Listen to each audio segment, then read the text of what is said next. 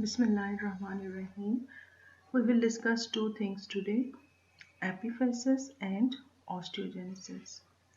Let's start the first one, that is the epiphysis.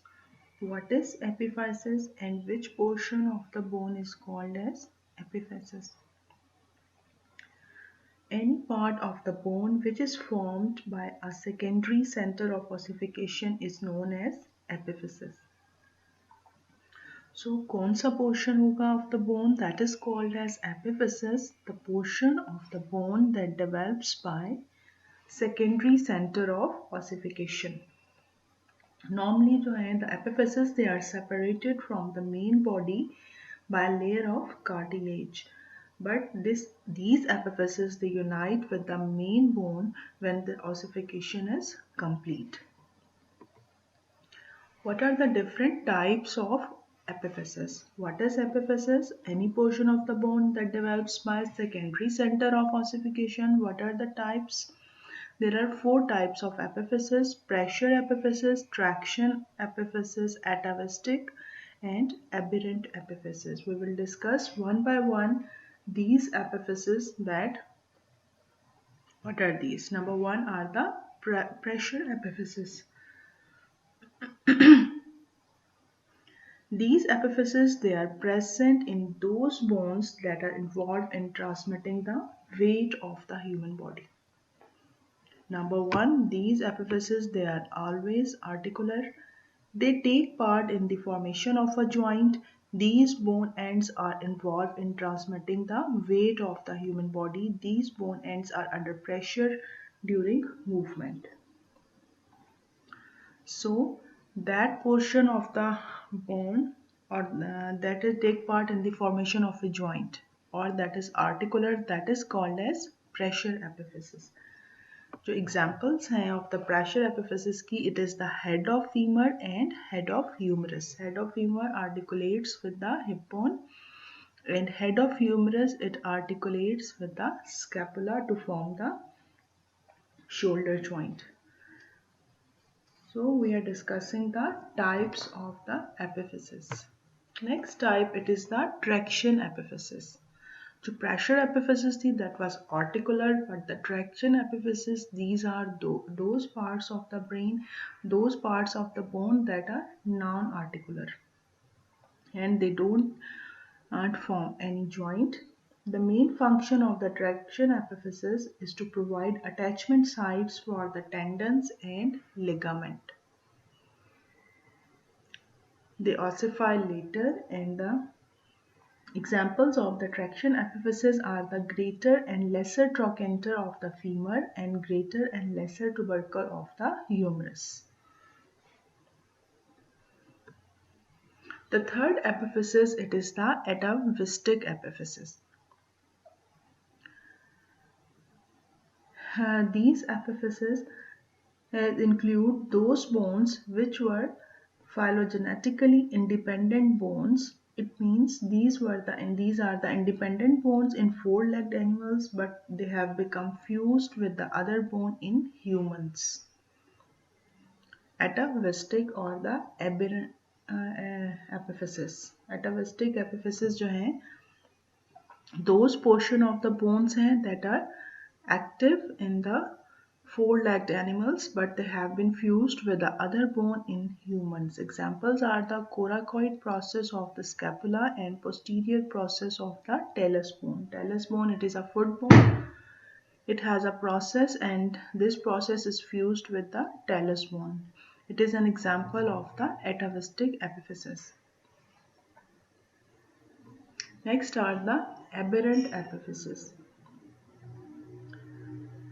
These epiphyses they are not always present. Examples are provided by the presence of aberrant epiphyses in the head of first metacarpal and the base of some of the other metacarpals. So they are present and sometimes and they may be absent. So four types of epiphysis: pressure epiphysis, traction epiphysis, atavistic and aberrant epiphysis. Epiphysis is a part of bone that developed by the secondary center of ossification. The first one was the pressure epiphysis. These are articular. Here you can see this is the head of the femur that is articular, and this is an example of the pressure epiphysis. This is the greater trochanter of the femur, and this is the lesser trochanter of the femur. These two are example of the traction epiphysis. Then comes the atavistic epiphysis. This is the posterior tubercle of the talus. This is an example of the atavistic, and this is the coracoid process of the scapula. These both are example of the atavistic epiphysis, and the fourth one was the aberrant epiphysis. Head of the first metacarpal, it is an example of the aberrant epiphysis. So these are the four types of the epiphysis. What is epiphysis? Epiphysis is a portion of the brain that develops by the secondary center of ossification. It is separate. It is a separate individual bone, and it is separated from the main bone by a cartilaginous layer. But when the ossification is complete, this bone fuses with the main bone, and it has four types. Next topic for today, it is the what is osteogenesis and what are the different types of the osteogenesis. We will discuss first two objectives of these. What is osteogenesis?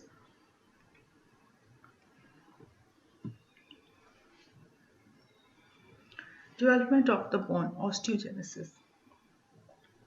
Bone develops by a process that is called as osteogenesis or ossification. So what is osteogenesis? Is a process by which the bone develops in human beings. That is osteogenesis. The primitive skeleton of the human embryo is made up of either fibrous membrane or hyaline cartilage. So two types हैं primitive skeleton of human embryo की. Some portion जो है it is in the form of membranes, that are fibrous membrane, and some portion of the skeleton is in the form of hyaline cartilage. So there are two ways of bone formation. As the primitive skeleton is of two types made up of membranes or hyaline cartilage, both of these membrane and hyaline cartilage will eventually convert into the bone. Two types of bone formation: intramembranous osteogenesis and endochondral osteogenesis. Embryonic bone formation. There are two patterns: intramembranous and endochondral. Forms directly within the mesenchyme, simply few of the bones. Forms within the hyaline cartilage that develops from the mesenchyme. And it is a complex process, and most of the bone of the body they develop by the endochondral ossification. So there are how many patterns of formation of bone? Two: intramembranous and endochondral ossification. What is intramembranous osteogenesis? Immature embryonic connective tissue form layers of membranes, and it is a direct and quick method of bone formation. In this variety of bone formation, first of all, what happened? The immature embryonic connective tissue, that is called as mesenchyme, it forms layer or membranes. Within these membranes, bone forming cells that are called osteoblast. They lay down the bone matrix that is called as osteoid. Then this osteoid is mineralized by the calcium phosphate crystals under the influence of an enzyme that is called as alkaline phosphatase, which is also secreted by the osteoblast. The bones that develop by this method, they are called as membrane bone. Examples of the membrane bones are the bones of the cranium and the bones of the face. Flat bone of the skull, they develop by this method, and bone of the face and clavicle, they also develop by the intramembranous method of osteogenesis. These are the flat bones of the cranium. They develop by the intramembranous method of the osteogenesis, bones of the face and clavicle. This is the clavicle. They also develop by the intramembranous method of osteogenesis. The flat bones of the skull, they develop by the intramembranous method of osteogenesis. This is the parietal bone, frontal bone, occipital bone, bones of the face, they develop by the intramembranous method of osteogenesis. This is the process of intramembranous method of osteogenesis. First of all, layers of membrane in embryonic mesenchymal tissue. It forms layers in the form of membranes. Within these membrane, osteoblasts, they develop. These osteoblasts जो हैं, they start secreting osteoid. And then mineralization of these membrane occur with the help of calcium phosphate crystals under the influence of an enzyme that is called as alkaline phosphatase, that is also secreted by the osteoblast. So osteoblasts, they are secreting two things, osteoid and alkaline phosphatase.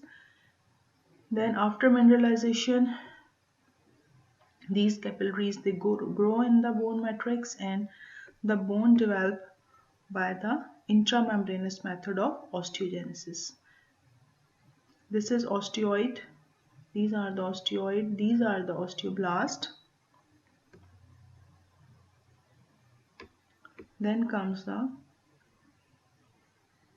osteocytes, and this is the new bone matrix. Mesenchyme forms the periosteum. These are the trabeculae of the bone. These are the blood vessels. In the center there is a spongy bone, and outer side there is a compact bone, and here you can see a layer of the osteoblast, and outer to the osteoblast there is a fibrous periosteum.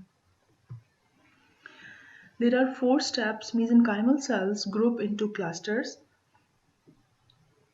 Ossification center forms. Secreted osteoid trap osteoblast which become osteocytes. Trabecular matrix and periosteum it forms, and compact bone develop superficial to the trabecular bones. These are the 4 steps of intramembranous osteogenesis. The second method of osteogenesis, it is the intracartilaginous osteogenesis.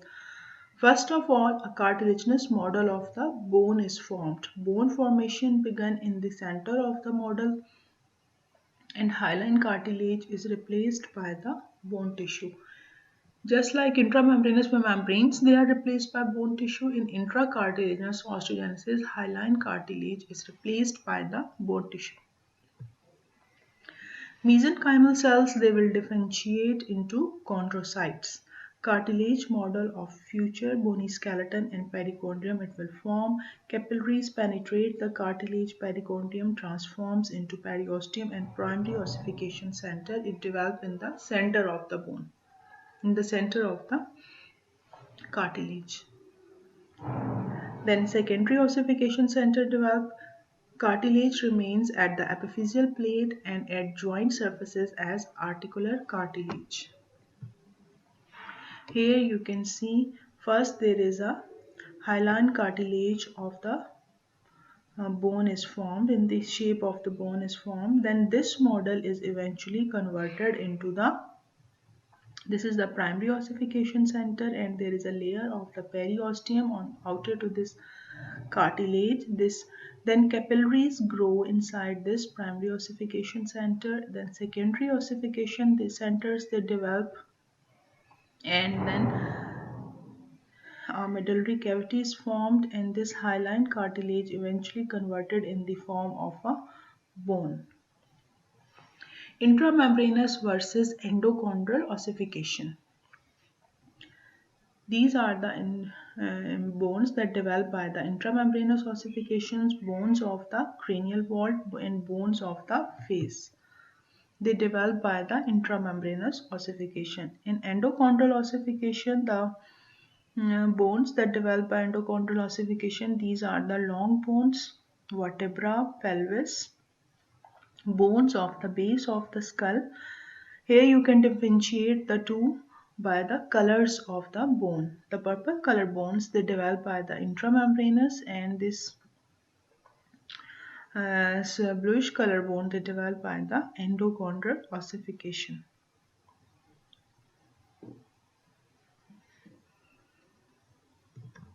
What is the difference between intramembranous and endochondral ossification? First, a type of ossification taking place from center, arising in cartilage and involving deposition of lime cells in the cartilage matrix, followed by secondary absorption and replacement by true bony tissue.